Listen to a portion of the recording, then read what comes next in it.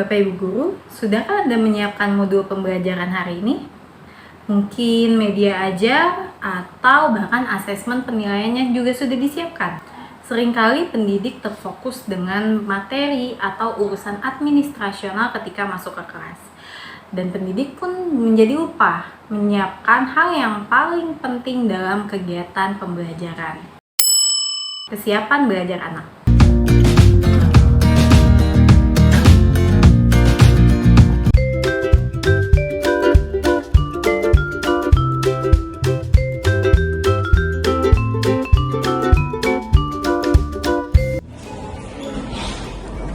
Assalamualaikum, selamat pagi semuanya. Sudah di kelas. Anak-anak, hari ini kita belajar matematika ya. Coba sekarang dibuka bukunya, keluarin dulu bukunya. Kita akan belajar tentang bangun ruang ya.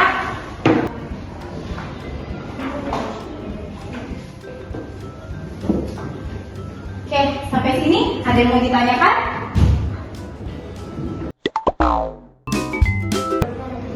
Sampai sini paham semuanya? Apa ya? Kamu ngerti nggak? Kamu ngerti ya?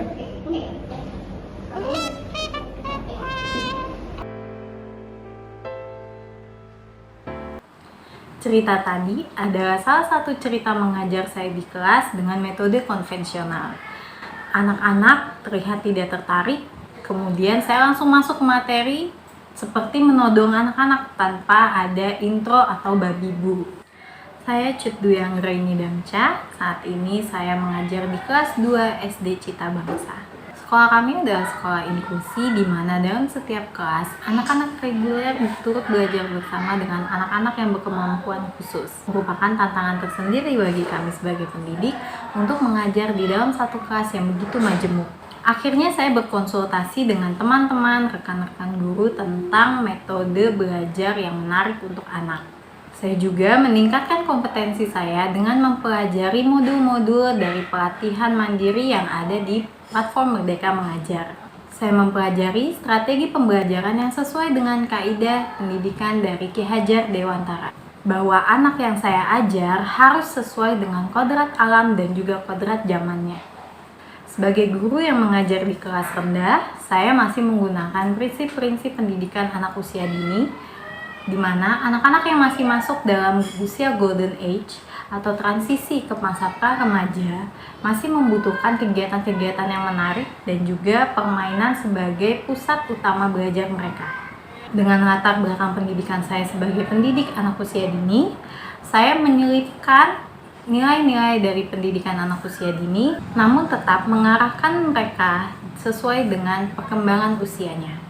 Hingga pada akhirnya, saya menyadari bahwa elemen yang kurang dalam proses pembelajaran saya adalah alpha zone. Alpha zone adalah kegiatan yang mampu membuat anak berada dalam kondisi yang santai, menyenangkan, rileks, ditandai dengan kondisi anak yang tersenyum, tertawa, dan sejenisnya. Ilmu neurologi membagi otak dalam 4 gelombang. Salah satunya adalah gelombang alfa. Kondisi dalam gelombang alfa diyakini merupakan kondisi yang paling baik untuk belajar. Alpha zone dapat diisi dengan kegiatan-kegiatan yang menyenangkan, seperti games, tebak-tebakan, menyanyi, menari, hingga senam otak. Anak juga bisa loh dilibatkan dalam kegiatan alpha zone. Mereka bisa diminta untuk memimpin kegiatan atau memilih kegiatan yang ingin dilakukan sebagai alpha zone. Awalnya anak-anak terlihat ragu dan bingung saat saya ajak bermain. Mungkin mereka berpikir kalau ke sekolah itu harus belajar, bukan bermain. Nah, pada saat itu saya sadar bahwa betapa kurangnya saya sebagai guru untuk mengajak anak-anak saya melakukan kegiatan yang menyenangkan. Namun, lambat laun anak-anak menjadi semangat dan suasana kelas saya menjadi lebih hidup dari sebelumnya. Pengalaman saya menggunakan alpha zone di dalam kelas saya merupakan sebuah pengalaman yang bermakna untuk saya dan anak-anak didik saya. Kami menjadi lebih semangat, kelas juga menjadi lebih hidup, dan tentunya proses pembelajaran bisa diterima dengan lebih baik lagi untuk anak. Tidak ada lagi anak yang mengantuk atau memasang wajah bosan di kelas saya. Hal ini juga saya gunakan sebagai sharing kepada teman-teman pendidik yang lainnya. Tidak jarang mereka juga menagih saya, "Bu, hari ini kita mau hafazan apa? Kita mau bermain apa?" Dan pastinya menjadi salah satu motivasi mereka juga untuk datang ke sekolah. Dan setiap hari saya juga menjadi lebih tertantang untuk berkreasi lagi, lebih tertantang untuk mencari kira-kira kegiatan apa lagi ya yang bisa saya lakukan untuk hafazon yang pastinya tidak membosankan untuk anak. Seperti itulah salah satu pengalaman saya menggunakan teknik hafazon di dalam pembelajaran. Semoga bisa menjadi inspirasi dan reminder agar kita sebagai guru dapat menyiapkan kondisi belajar terbaik untuk anak.